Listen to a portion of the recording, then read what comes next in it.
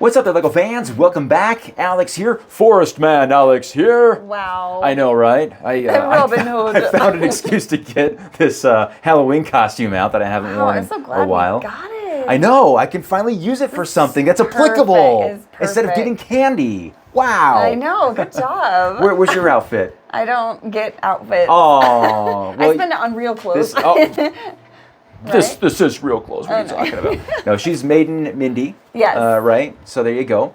And we have a treat for you guys because we have the Forest Stronghold Lego set. Well, future Lego set, hopefully, from the Bricklink Designer Program Series 3. Honey, do you know much about the Bricklink Designer Program? I do. Yes. Can you tell us anything about this? I'm gonna put you on the spot. I'm putting her on the spot, you guys. So it's like people that don't work for Lego. They create these sets, and then the Bricklink Designer Program, they get these submissions, and then people vote on them, and then they get down to like 5, right? Yep, 5 designs. And so they have 5 designs each series, and then they design them, and then and then they design the designs. You're doing great. Well, they like make it different. They have to adjust and modify them a little, right? Not or much. Is it no. pretty much exactly how they put it together? Oh, yeah. okay, so that's Lego Ideas. That's Lego Ideas where they modify the heck out of Yes, it. But this is pure from the designer. Creator, yeah. Pure creator. Okay. Yes. And then they only make so many. Like certain sets, they'll make millions of it. The set, but these they only make what 30,000. Yeah, 30,000 is the limit. Is right, it per design? Per design? Yes. Okay. And then there have to be at least 3,000 purchases. Yeah, 3,000 pre-orders. Yeah. Pre-orders. Through crowdfunding. See, I totally know. I explained it. You're doing awesome. She did great. I put her on the spot. I did not tell her she was going to have to explain the program. But yes, this is series 3 that we're on. Crowdfunding. Okay, and this is important, you guys. Crowdfunding starts on October 8th, 8 a.m. Pacific time. Okay. Is when these go live for crowdfunding. Okay. And some of these designs go pretty quick. What are the designs? Oh, you know what? That's a good... we should go through the designs. Because there's 5, there are 5 right? designs, yeah. So let's go through these here. So we have Harbor Master's Office by Rich Herbert. And this will retail for $200 US. I think this is going to be a popular one. Okay. We also have the Lost City by Let's Go Lego Brick. This is going to retail for $290 US. We have the Art of Chocolate by Brickster. That's going to retail for $230 US, and I had the opportunity to review that as well. And that's cool. That is very cool. We have the Camping Adventure, Camping Adventure by King Creations. This is going to retail for $55. That's the super cheap set. The final design is the Forest Stronghold. Yes. And this is by krackenator, and this is going to retail for $300. And you guys are probably wondering, Alex, how in the heck did you get 2 designs in Series 3 to review? That is a great question. Let's just say that I was very lucky, and the timing was perfect because this model was actually on display at my local Lego convention, Brick Slopes, back in August. And the Bricklink, they had a booth at the show, and they had all 5 designs built. And they encouraged you to play around with them and check them out. And I was able to take that very model home. So this is the model that was on display at the Brick Slopes Lego convention back in August. It's a pre-production set, okay? So I don't have a box for it. Not only is it pre-production, but it was at the show, and I couldn't help but notice that when I was reviewing the instructions with it and kind of rebuilding it, there's a lot of differences. What's like a lot? Well, the trees. The trees are different. Like this tree should be really big and tall. There's like some little small accessories that are not in this that will be in the final product. Oh, okay. But I'm still confident that what you're seeing here will give you a good idea of what this is. But there's one bummer that I found out later when I did bring it home and I was inventorying it, is that this has 12 minifigures. That's a great amount. I think that's a fair amount, 12 minifigures. However, 3 of them were not included in this particular model that I brought home. I don't know if there was a 5-figure discount at the show, and that's somebody's like, "Hey, cool, I'll just take those." Like, what's that? 5-figure discount. Oh gosh! Wow, Now there's she so knows. much on your she channel. learned something new. I know, man. I'll use the 5-finger discount when you bring home candy. Yeah. Yes. So I did order those minifigs. I wanted the minifigs, so I ordered them on Lego Pick-a-Brick. So I have all the minifigs. I mean, you know what the minifigs are? Or are they just more of They're different. They're probably the most unique 3 minifigures. That's what I was wondering. Yeah. So here's a picture of all of them, all 12, and these 3 highlighted are the ones that are not in this, but I did order them, so they'll be complete. One thing that is kind of a bummer about the minifigures is that they're all the red shirt or red sleeve. Forest Man, not like me, I'm the full green Forest Man. Oh, yeah. That's the only torso that's available. So Taylor, it wasn't his choice to do only red. It was just because that was what was available, so it is what it is. But like I said, what I was going to say about the red is that if this was Star Trek, they'd all be dead. The castle is supposed to be abandoned, that it was probably occupied by either the Black Falcons or the Lion Knights, and they took off for, I guess, a better castle, and this started to deteriorate. Things started growing on the walls, the trees were overgrown, and then that's when the Forestmen took over. So they made it their own, but they don't mind that it is deteriorating. So as you can see, the castle walls, they're supposed to be a little run down. There's supposed to be some cracks and things like that going on. Kind of different colored bricks and some variation there. Some variation for sure. Cool. And I think it's okay. Now, I wanted to ask you guys, because he went for the black trees. Black is because that's all that was available to build with back then. They didn't have the brown elements for the trees. All the brown was used for was like the little minifigure utensils. That's what it was used for. So they built the trees out of black. And the Lion Knight's castle did that too with black trees for that nostalgia. And I think that's what this is going to appeal to, is those nostalgic feelings of those 80s and 90s castles. Yeah, I was thinking they did the black pieces because the brittle brown, but... You know what? You're not wrong. That's actually a pretty good little perk, because some of these more modern sets, brittle brown is still there. So it's the way it goes. So this looks very much like 2 castles, because it is. The bridge right here can be removed. You can snap that out, and then you have 2 actually pretty good looking castles. Yeah. And if you need to kind of finagle your layout, you can do that, which is kind of nice. They might look a little unusual because of the openings where the bridge went, but that's fine. I think the overall look of it is okay.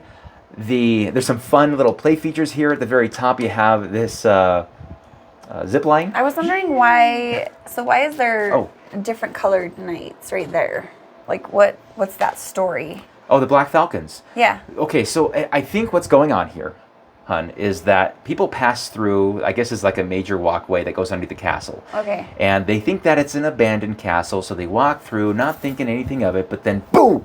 All the forcemen jump out and say, hey! Give us your gold. So that's kind of a play feature. So you have 3 soldiers here.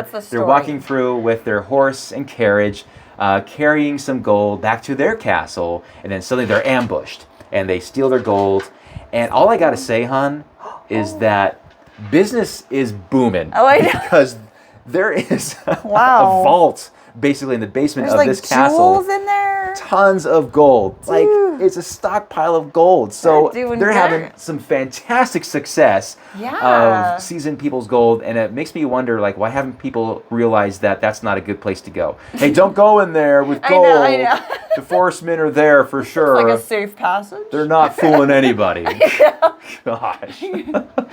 But oh, man. Speaking of the interior a little bit here.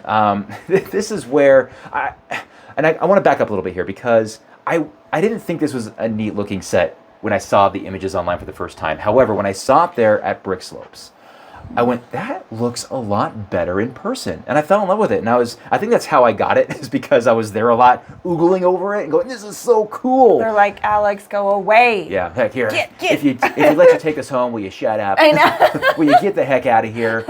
Deal. Now, it is a great castle, but you guys know this already, but I'm not a fan of... It's not modular style. It's not modular. And I get that. That's fine, sure. But it's open back. It's the dollhouse approach. It's open back. You want to see it and enjoy it. Not only is it open back in the back, but it's open side as well. So you have 2 sides that are open. And I just don't like that. And I totally get... It doesn't like you. I guess not. Mindy's here to give me a reality check. So, but if this was my review and I was the one here, I would just say, I don't like that. That's all. And the other gripe, if you call it a gripe, is that the interior space, while it looks fantastic, it does. I love the walls. Like in the gold room, the walls look fantastic with those arches and the candles in there. I think that's beautiful, but it's so small. Like it's like there's not much area here to place your minifigs or reach in. That's all I'm saying. Oh, okay. It's small. I mean, just at the base level. Yeah. But it gets a little bit better at the top levels. But that's one thing I don't really like is that. But I will say this. He made a great effort, Taylor did, the designer, of making sure that there were ladders to get to every point.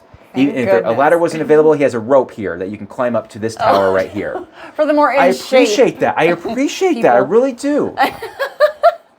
But no, but the interior is fine. I like the interior. It's good. There's not a lot of interior area, but he makes good use of it. You know, obviously you have an area of dining, partying, gold, obviously. There's a lot of great accessories there. Skeleton. There's a skeleton hanging out. It looks like that just like, it's like they took over and they said, you know what, let's just not worry about that room. Let's just leave the spiders and the skeletons in there and we're good, right? I know, right? That's fun. That's cute. The only spot that looks, or room, I should say, that looks cozy is this room that has the bed in it. That looks pretty nice in there. I would stay there. I would stay there too. There you go. I did actually go grab the Lion Knight's Castle and the Mountain Fortress because I wanted to compare these because when you look at these three castles, so Lion Knight's Castle, that's $400. That in my mind is the best. Mountain Fortress was Series 1. Yes. And that was surprising because that was $380 and it sold out fast, really quick, which was odd because I'm like, okay, so there's obviously demand for castle. I mean, I got it and I love that thing. Right. It is a fantastic castle. Of the three, my favorite is going to be Lion Knight's Castle, hands down. Yeah. Then Mountain Fortress, even though I'm not a fan of it being winter, I wish it wasn't, but it is. But I still love it because, I mean, it's huge. It's super tall. It's big. This thing looks big. But when you put it against those other two castles, it's like, oh, it's not that big. Now, it's cheaper. It's $300. Mountain Fortress is $380 versus $400 for Lion Knight. So kind of take that for what it's worth. But I think it's cool. Kind of fun to have two. I think it increases the playability. You can have like two, you know. Yeah. His and hers. No, just kidding. Stay on your side of the castle, princess.